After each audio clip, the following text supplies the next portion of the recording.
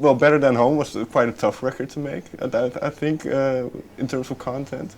So was this Fire on the Floor? Was this easier? Was Well, this everything more was already written, you know, Okay. because I turned in over 50 songs for Better Than Home. So most all the songs on this were written, an exception for, I believe, Picture in a Frame. I'm sorry, No Place Like Home. I could have written after. I definitely finished Good Day to Cry after. But and then there was so many other songs that I wrote after, in between that period of recording Better Than Home and recording Fire on the Floor. It wasn't a very long period, maybe, I don't know, was it a month and a half before we went in? But it was still, there was a lot of music written that just, I think, didn't end up on this. But we recorded 16 songs and then chose 12, yeah. What did you base your decision on? What do you mean? In terms of the songs that you picked, because I don't. Okay. This is what I do. I love a producer or have a reason to want to work with them, or my manager, my husband, my label will strongly suggest I work with someone new as an experience to learn, which I always kick and scream, and I don't want to because I like to be comfortable. But there really is something fabulous to be said for being uncomfortable, because it makes, even if the work comes out like shit, you're still going to learn. So there's something wonderful about getting out of your comfort zone. But whatever.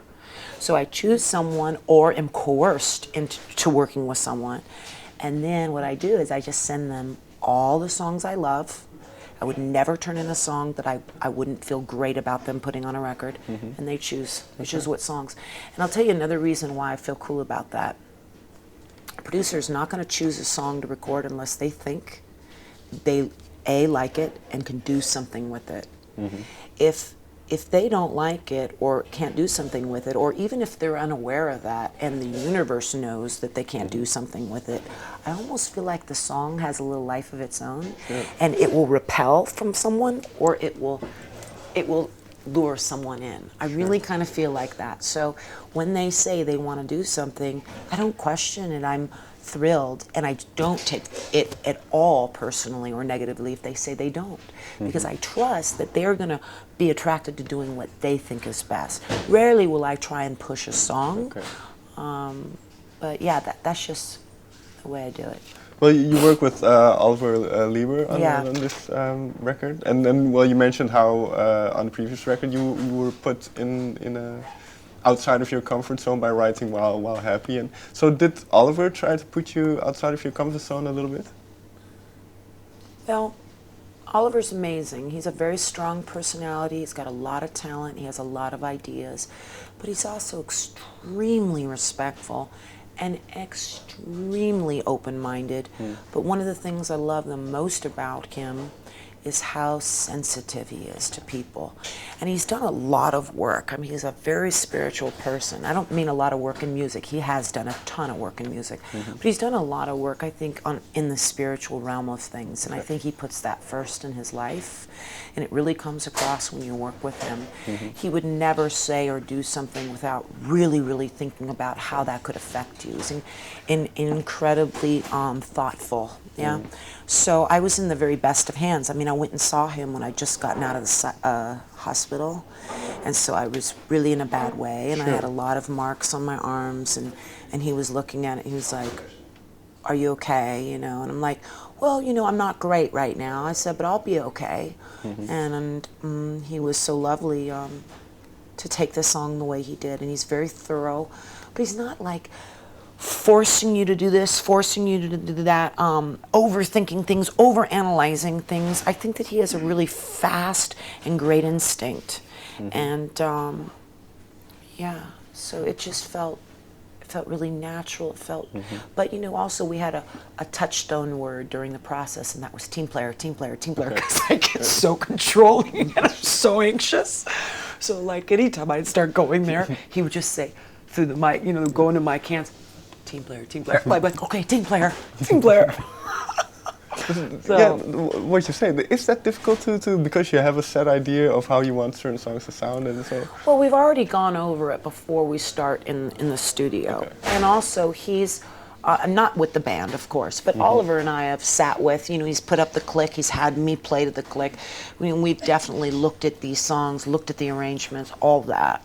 So if anything, let's say, were to happen impromptu once the band starts, that would come from Oliver, or maybe myself, or maybe the drummer. I mean, someone might throw out, hey, what if we try going to the bridge here, or whatever, you know, and that's always fabulous because everyone's already so prepared, and he has such a great band that he got. I mean, he's got Rick Roddy, he's got Waddy Wattel, he's got Mr. Landau, he's got Jim Cox. I mean, these are crazy players that have been around a long time, and they've mastered their instruments, and more importantly than that, they've mastered the art on seeing what a spiritual experience it is to not only wake up and take a breath, but my God, to get to go in a room with a bunch of other people and you just get to play music all day and you're getting paid for it? What the fuck is that? You know what I mean? How blessed is that? Sure. So it's just really neat being with people who get that, and then they make sure to remind me of that when I go into my moments of taking it all too serious and not being grateful enough, you know. So I got to be in a room of people like that, and it was heaven. It was 3 days of heaven. Yeah. Well, you mentioned 3 days because you did all the songs in very short time, 3 days, 16 songs. Yeah. So how come? Was that by design to do it that quickly? Well, it was designed to have 2 days and then a day off, and then I think we had 2 or 3 days booked after that. But we just did 2 days, a day off, and then 1 more day, and then it was done. Okay. So we were like, well, we don't need to, you know what I mean? Sure. But whatever Oliver would have decided was best, and that's what we have done. That's who's leading the whole project, you know. And he said, you know, after that 3rd day, he just said, we're done. We got it. Okay. We were like, well, I think everybody was like, yeah, but I was like, because I didn't want to lose these people, because you know how this business is. You get to work with someone and then you might not see them again ever, or you might see them maybe in a couple of years. And I was like, oh my God, I just want this feeling to last, you know. So finally then, because you mentioned this connection with other musicians, am I right in saying you're starting to work on the new album with Joe Bonamassa? Oh, we already did it. Oh, you already did it? Yeah, we did it a month and a half, 2 months ago. Yeah, in Vegas, we did a new record. Okay, and well, you mentioned this kind of spiritual connection that you have. So what is the connection with Joe? Why does it work so well? Well, one of the things about Joe, and I found this also in common with Slash and with Jeff Beck, is that all 3 are total team players. They are not into dictating. They're not into being controlling, aggressive in any way. Again, it's that spiritual behavior. But one of the things I love the most about Joe, he's so great. So you come and say, hey Joe, hello Beth, how are you? Boom, we go directly to our spots, and it's time to record. There is no hang, there is none of that. It's let's get to work, let's make music together. This is where we connect, this is where our communion is. And it's really, really cool. And then when the day is done, it's like, all right, I'll see you tomorrow, or whatever, you know, and that's it. So our relationship is literally in the studio. He's never bossed me or told me this, told me that.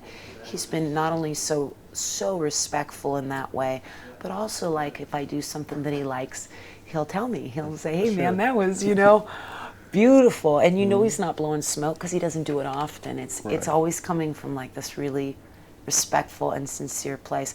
But then also it's a blast for me because I'm getting to watch someone who's really mastered their instrument and mastered it at a young age. And it's really incredible to see that. And another thing, and I'm sorry I'm going so over the top about it, but one of the other things that I've really been blown away by Joe is what an amazing singer he's become. Because he is singing his ass off and he has his own style. It doesn't sound like he's copying anybody.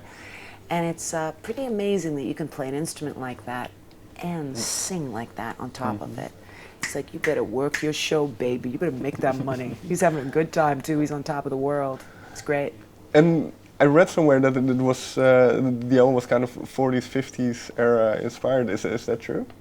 For our latest record? Yeah. No, it's again, like all the 2 records we've done previous, Seesaw and Don't Explain, the one thing that all 3 of them have in common is that they're eclectic, and they're definitely Americana style stuff that kind of comes from either 70s rock or jazz, 30s, 40s, or, you know, real like old school traditional blues, or soul music, you know, Tina Turner stuff. You know, that we've done Ray Charles and Bill Withers, and on this record we do a little bit of Humble Pie, which is great. We've never done a Humble Pie song together before, and we're really excited about that. So Yeah, and we did some Ella Fitzgerald on this record. We'd never done Ella Fitzgerald before, so you kind of can't get far away from each other enough than have Humble Pie and then have Ella Fitzgerald, you know what I mean?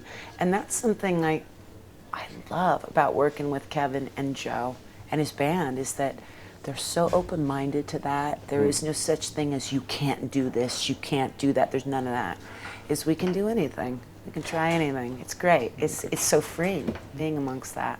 Very last question then, and it might be too early, but do you already have a title in mind? Yes, we do, but I think it would be rude if I were to say something now. Fair enough. I think I'll let them do that. Yeah, yeah. Fair enough. Okay. Thank you so much for your time. Oh, thank you so much. Thank you. That was good. You even got me to cry. It wasn't my intention. No, I I know. apologize.